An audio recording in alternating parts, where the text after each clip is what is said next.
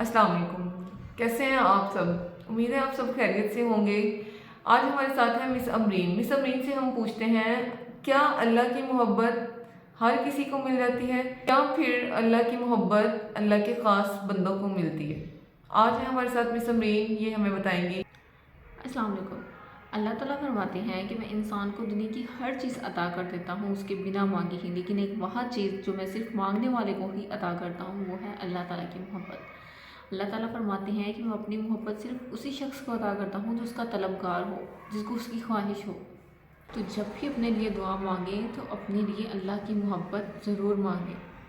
चलिए मैं आपको एक बादशाह का वाक़या सुनाती हूँ। एक बादशाह था, एक दिन ऐसे ही उसके ज़हन में ख़्याल आया कि मैं देखता हूँ कि लोग क्या सोचते हैं। उसने अपनी राया में एक आम ऐलान करवा दिया कि आज के दिन मेरे ख़जाने और मेरे महल के सारे दरवाजे खुले हैं और जो शख्स जिस चीज़ पर भी हाथ रख देगा वो उसकी मलकियत में चली जाएगी। तो महल के दरवाजे खोल दिए गए, तमाम लोग महल में दाखिल हुए और ख़जानों के दरवाजे खोल दिए गए। लोगों को जो चीज़ पसंद थी उनके हाथों में जितनी चीज़ें आई, उन्होंने जिस चीज़ पर हाथ रखा वो उनकी मलकियत बनती गई।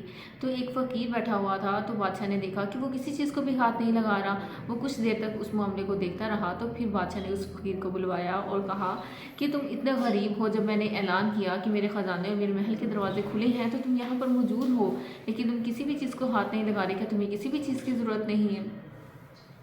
तो वो फ़कीर जानते हैं उस फ़कीर ने क्या किया? उस फ़कीर ने जाकर बादशाह पर हाथ रख दिया। उसने कहा कि बादशाह सलामत, आपने कहा था कि यहाँ पर मौजूद कोई भी शख्स किसी भी चीज़ पर हाथ रख देगा तो उसकी मलकियत हो जाएगी। तो मैं आप पर हाथ रखता हूँ तो आज से बादशाह मेरा है, तो उसकी मलकियत की हर चीज़ भी मेरी है।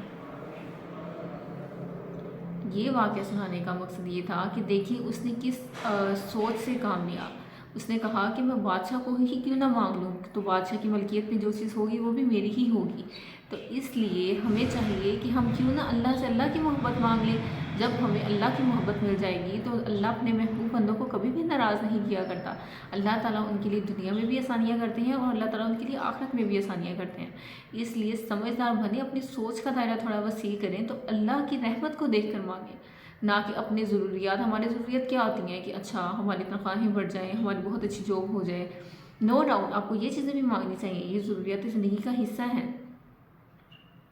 आप इनके लिए भी अल्लाह ताला से दुआ करें। यकीन करें अगर आपके पास दुनिया की हर चीज़ भी आ जाएगी लेकिन सिर्फ आपके पास अल्लाह की मोहब्बत नहीं होगी तो कोई भी चीज़ आपको सुकून नहीं दे पाएगी। तो आज से अपनी दुआओं का मामूल बना लें कि अपनी दुआओं में अल्लाह की मोहब्बत को ज़रूर शामिल कर लें, क्योंकि ये वो वाहिद चीज़ है जो अल्लाह ताला बिना मांगे किसी को अता नहीं करते।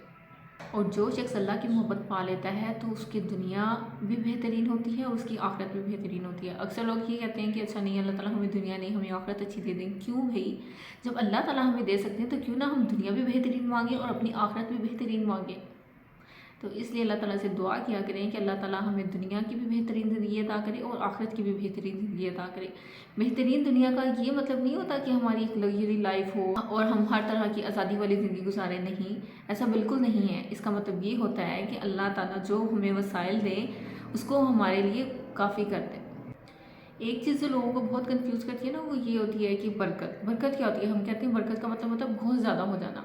हमारे रिज़्क में बरकत आ जाए, हमारे घर में बरकत आ जाए, इसका मतलब होता है हम एक चीज़ इमेजिन कर लेते हैं कि उसका मतलब होता है बहुत ज़्यादा हो जाना। लेकिन नहीं, आपको पता है बरकत का असल मकसद क्या है? बरकत का असल मकसद ये है कि जो चीज़ आपके पास मौजूद है वही आपकी ज़रूरियात ज़िंदगी पूरी करने के लिए काफ़ी हो जाए। फॉर एग्ज़ाम्पल, अब आपको 2 रोटियां खाने से जितनी एनर्जी मिलती है, तो बरकत का मतलब ये होता है कि 1 रोटी आप खाएंगे तो आपको 2 रोटियां जितनी एनर्जी मिल जाएगी। ये होती है बरकत। तो अपने रिज़्क के ज़्यादा होने की नहीं बल्कि अपने माल और रिज़्क पे बरकत की दुआ करनी चाहिए।